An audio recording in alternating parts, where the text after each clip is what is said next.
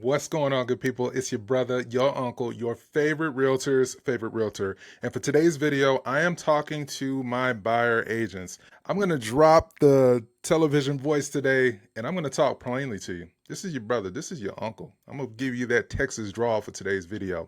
We are coming up on year end as of this recording, and many buyers agents, myself included, are noticing quite the slowdown for our business towards the end of the year. You know, it gets cold, winter's upon us, and buyers typically start to say, well, let's just wait until next year if we haven't found what we're looking for. But no fear, I got you covered in today's video with 10 strategies to move the needle for your buyer's agents. And if you're a listing agent and you want to watch my 10 strategies for how to get those listings sold, check out this video right here. But let's jump right in.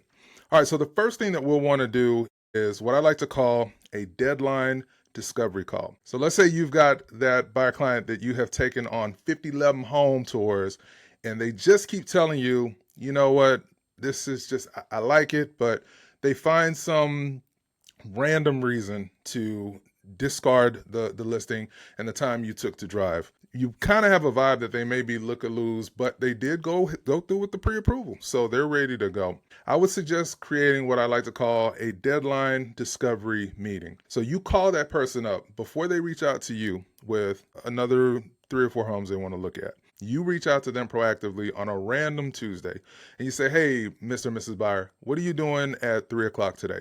I've got a secret community that I'd like to show you that fits a good number of your wish list, but the availability is only right now at 3 p.m. One, it's going to create a level of curiosity for that buyer. They're going to think, man, I normally reach out to my agent and send him or her homes that I want to take a look at, but they called me, little old me, on a random Wednesday afternoon. I better go see what's going on with this community.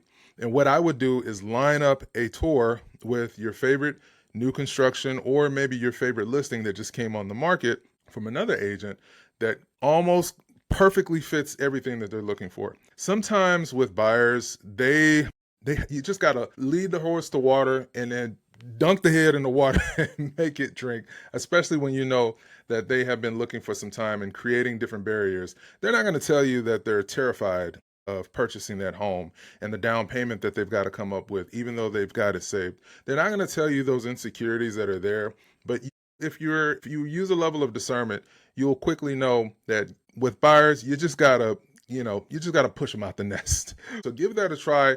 Call it the discovery deadline meeting. Let them know it's just for them. The window's very tight, and this home is not going to be available if we don't go look at it Wednesday at 3 o'clock and see what happens. The next strategy that I would suggest you add to your wheelhouse as a buyer's agent is what I like to call rental arbitrage. So if you look on your Zillows or your realtor.com and you see a ton of single family homes for rent, if that home is not represented by a rental listing agent, and let's say it's being listed for sale by owner, for rent by owner, why not reach out to that particular seller and say, hey, I noticed you've got a property for rent here. The home is really beautiful. I've got some potential buyers that may be looking at a long-term investment in this property. And if the price was right, would you consider selling to a buyer versus renting? Many individuals, especially in this post house hack world, are tired of being landlords. They watched the Son of Bigger Pockets videos and they got into it head first, but many of them will not tell you that they are leveraged to the heel and they may be looking to cash out on some of the properties that they have purchased.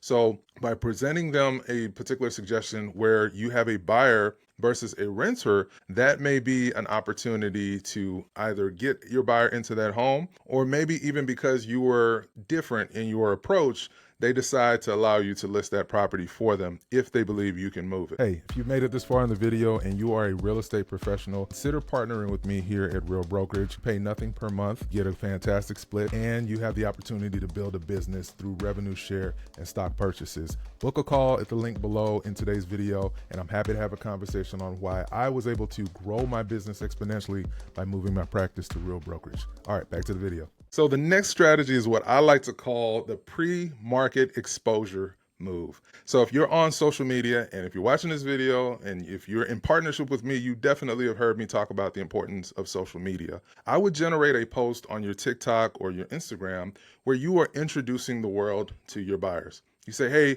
I've got a 20-something-year-old couple that is looking to expand their family, and they're currently in the market for a 3-bedroom, 2-bath, around 500 square feet in XYZ part of the city. They want to be close to this specific school system. So if you know anyone that is interested in having a fantastic, already pre-approved family potentially purchase your property, send me a DM with the words, I'm ready. What that does is it presents your clients in a different way. So instead of you scouring the MLS, scouring the internet for potential listings, you are going to have those listings come to you.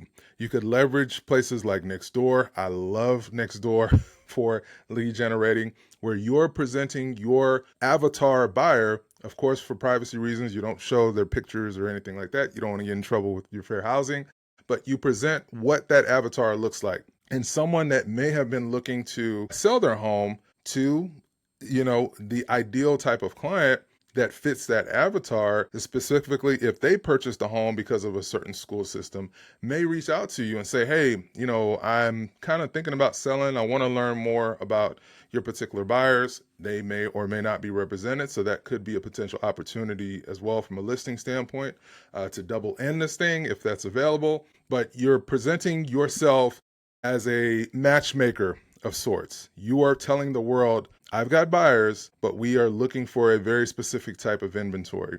And that's going to be something that I think is going to be kind of a sneaky way to get your buyers in the door in a home. Because if you're looking at a home on the MLS, every single agent in your state and every single buyer in the state is also looking at that potential property. But the best deals are made in the off-market side of things because you bypass a lot of shenanigans that you have to deal with when you're listing a property for sale. So give that strategy a try. Let me know what you think. And the next strategy that I leverage to get my buyers' offers approved is I have a conversation with that listing agent. And I ask them very plainly, because when you call a listing agent, 8 times out of 10, they've talked to a bunch of other individuals, and sometimes they have their guard up.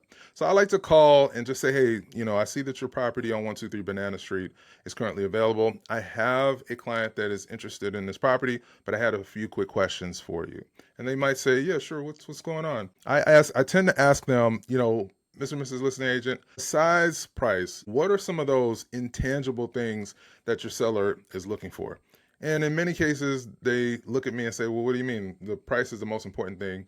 And they just won't tell me they don't know what intangible means. So I'll walk them through what I mean specifically. And I'll ask questions like, do they need to be in the property for a certain period after closing? My buyer would be willing to offer, them to be able to stay in the home after closing. That way they don't have to rush to get their stuff out of the home. And they may say, you know what, that's something I never thought about. Or they may have a specific closing attorney or closing window in mind that they would like to close on because they want to kind of sync the sale of their home with the purchase of their next home, and they don't want to have to be in hotels for weeks after closing.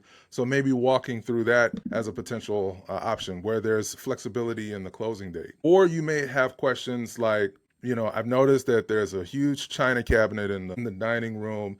What if we just purchase the home as is?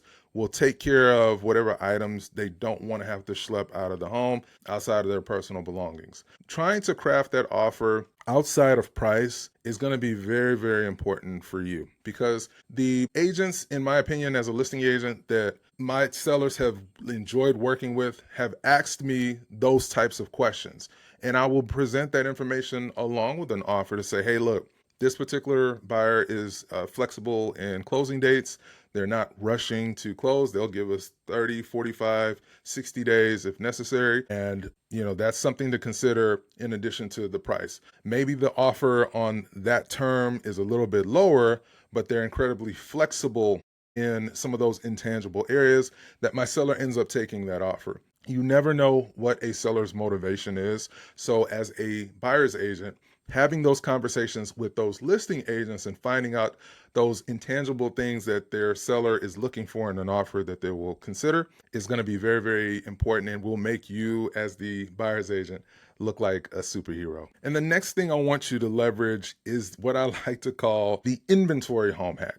Now, this is going to be very specific to working with new construction builders. So as we get closer to the end of the year, new construction builders are desperately trying to get homes off of their books going into the new year. So they tend to offer pretty insane insane incentives for contracts that are written before December 31st of that year. So what I like to do is I will call a couple builders and say, "Hey, are there any properties that you had under contract where the contract fell through?" And they'll say, "Yeah." They'll say, "Hey, Marvin, we got this home that's completely finished out. You know, the tile work has been done, the upgrades have been added in. If you have a buyer that is cool with the upgrades that have already been done, we will offer an insane deal to get this contract past the finish line." The builders are also on the clock, for lack of a better word, because they have to move certain inventory because of the loan terms with how they do their construction loans and things of that nature. And they tend to not be as flexible as your typical FHA or your conventional loan. So these builders want to get their cash out of their bills and move on to the next property. So in many cases, if a deal has fallen through, they may offer several $1,000s of incentives. They typically don't drop the actual sales price with new constructions, but they might cover all of the closing costs where they were only offering a certain amount of dollars towards closing costs. They may offer additional upgrades to be done to the property. Maybe if the home is not completely done, maybe it's 85% done, and your particular buyer may score an amazing deal using their preferred lender. I'm a big, big advocate of using builders preferred lenders if all of the other terms sync up, because the builder will give you crazy, crazy deals to use their preferred lender. And in many cases, the 30-year interest rate, for example, you just can't beat it compared to your Joe Schmo bank interest rates that's being offered. So reach out to those new construction communities, find out, if they've got any contracts that have fallen through, and let that be an opportunity of a lifetime to double up with the other tip that I gave you, which was the deadline discovery meeting, where you call your buyer and say, "Hey, meet me at this property at 3 p.m. Don't give them any details. Just meet me at this property at 3 p.m. When they show up, you let them know, "Hey, this particular builder had a contract that fell through. This home is 8 out of the 10 things on your wish list, Mr. and Mrs. Buyer. And if we're interested in this, we got to jump on this now." Your builder that you're working with will love you for it. In many cases, they may even offer compensation above what our standard, compensation is, the 2.5 to 3%. They may even offer additional compensation for moving a specific home before a certain date. And now you have one in two different ways. You have created an exclusive situation for your buyer. You're on that builder's radar because you're moving their product. So they're going to really, really love you and give you exclusive access to other constructions that they got going on. And it's just a fun thing when you're on a builder's good side for the benefit of your buyer. So I hope you got value from today's video. Let me know in the comments below which of these strategies you are going to leverage for your buyers. I know that things are a little wonky depending on when you're watching this. Interest rates, they're going to be what they're going to be, right? So you just have to make sure you are working as hard as you can for the benefit of your buyers. But also remember, never focus on any one buyer.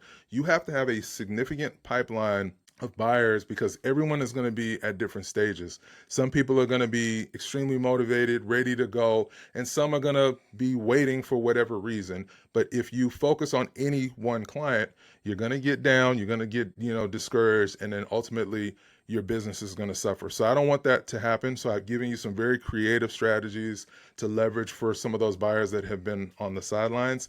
And before you jump off, I want you to watch my video here where I talk about some strategies that benefit listing agents. And as always, I want you to watch one more video on this channel before you bounce. And this will be a great video to tap in with. And I'll catch you on the next one. Peace.